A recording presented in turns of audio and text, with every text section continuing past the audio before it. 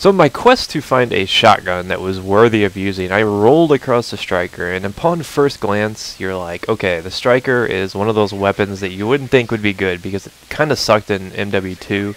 And I mean, it's one of those weapons that's really cheap to make in the real world out there. You know, usually when you see a striker, you think of like riot police shooting like canisters of tear gas at people, or like beanbag pellets, and you know, African warlords using the striker. But I was like, alright, I'm going to pick this up because I wanted a good shotgun in this game, and I've been told by everybody that shotguns are just absolutely horrible. So I tried this bad boy out, and it's actually fairly decent. And I had a hard time picking the gameplay that I wanted to use with this weapon because it was a, I don't know, I had so many good games of it with it in a row that I was like, oh man, I don't know what to choose from, because I had a 30 and 10 game, and you're probably like, well, that's not too good. Well, I was using the specialist setup, so those 30 kills, and I had like a 12 man, I don't know what you would call it. I killed 12 people in a span of like 35 seconds, which was pretty impressive. I'll save that clip for another day, I guess. But I wanted a gameplay that really showcased the striker itself, and I'm not using any lethals. In fact, I'm using a setup that I don't know if you guys know about. I'm sure a lot of you do, but a lot of you probably don't, which is the hardline with only 2 kill streaks. And since kill streaks restack in this, and they recycle, as soon as you get them and use them, you can start anew. As you notice, like, as soon as I get my counter UAV and UAV, they start over again.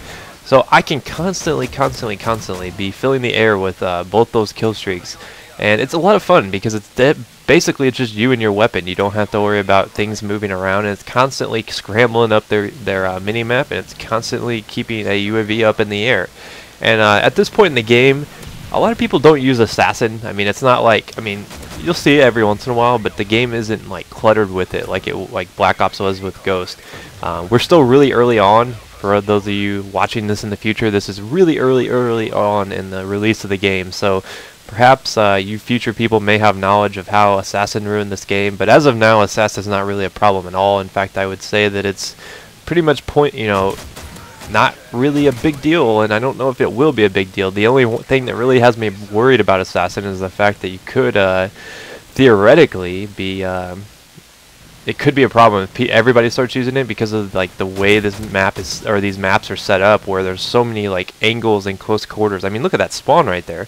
Jeez, he spawns right behind me and then shanks me in the back. That's one thing that's really the Achilles heel of this game, is the fact that the spawns are just absolutely horrible. I think I'm finally starting to figure them out. I play very aggressive in this game. I'm a very aggressive defensive player, if that makes any sense. I like to make sure that I'm covered, but at the same time I get so bored if I'm just sitting in the same spot. I try my hardest to keep moving around, and that's just because I like to move around. I get bored fairly easily, and I mean, look at this guy. This is I don't know how he's having fun laying there. We'll go back and make sure that he gets what he deserves here in just a second. But like I was saying, I think Assassin could be bad if everyone starts using it. I hope that it doesn't come to that. I think that with all the alleyways and like little nooks that you can hide in, just sitting around a corner waiting for people would be very easy if you were running Assassin. I wish that they would make some sort of I wish they really just would have thought about how much Assassin counters. It counters 8 kill streaks or something like that, because you got UAV, counter UAV, EMP grenades,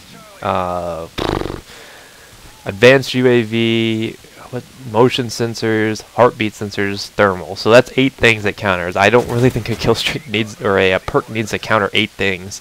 It's a little bit excessive. I understand what they were trying to do, but I think it was a little bit silly. I really wish that Dead Silence countered heartbeat sensors though, because I don't like running Assassin. I would much prefer quick draw. But what are you gonna do? And you know, this class right here would probably benefit from Assassin, but me personally, I like using my gun. I've never really liked kill streaks. I don't know what it is. I don't like you'll see me use them obviously, but I've always enjoyed just destroying people with your gun, because at the base of a first-person shooter, your gun is what a first-person shooter is. And oh, this AA-12 guy's gonna get owned. I saw him run across there, in case you're wondering, but I'm worried that that was a different guy. So we're gonna approach this kind of strangely, but at the base of a first-person shooter, you've got your get owned. I don't know what he thought he was doing, but you've got your you know, gun, and that's what I like using. That's why I play these games. I don't play these games to fly vehicles around in the air. I've never really liked kill streaks you control. That being said, I do enjoy the Reaper. I'm sure you guys know that. If you've watched my videos, you know that I love me some Reaper. I think it's a very creative kill streak, and I enjoy using that. And for the most part, if you watch one of my videos, you're going to see me using the gun. That's why I ultimately picked this gameplay over some other ones, because I got a bunch of good striker games in a row. I think that this really highlights that this gun can be viable, considering that I get 30 kills with no lethal kill streaks. There's no KD inflation. All it is me, UAV, and counter UAV against the world. You know, just the two of us. We can make it if we try. Actually, that's three of us, because, you know, counter UAV. Now I'm just rambling. But anyways, if you guys haven't tried this out, try it out. It's actually the best shotgun in the game. Contrary to popular belief, a lot of people have been saying that they think that the Model 1887s are actually the best shotguns. I haven't tried that out yet, but considering I'm using this gun right here without extended mags, without the damage proficiency, I'd say it's pretty good, because if you think I'm getting a lot of one-shots and, you know, a lot of long-range kills, you're probably right. But just imagine if I had the damage proficiency on. It would be a substantial amount more of one-hit kills, and I probably wouldn't have died in a couple situations where I die in this game. So this is the best shotgun, hands down. I mean, there's no ifs, ands, or buts about that. The fact that it is a semi-auto and you don't have to worry about getting caught in the pump, and it gets a lot of one-shots from long range, and it gets a lot of, and this guy's just going to get outplayed. I don't know what he was doing. I mean, you're going to get hit markers, but you got to make sure that you're following those up with more shots. And I mean, that's how you do it with this gun. That's how you make things work. You got to make sure you're capping those points too, guys. I mean, it really frustrates me when teammates don't cap, because it's basically a free point for your point streak or your kill streak or whatever it's called now. I mean, look at that. I cap a point, I get a counter EAV, and I start my streak over. That's why I really like this hardline setup.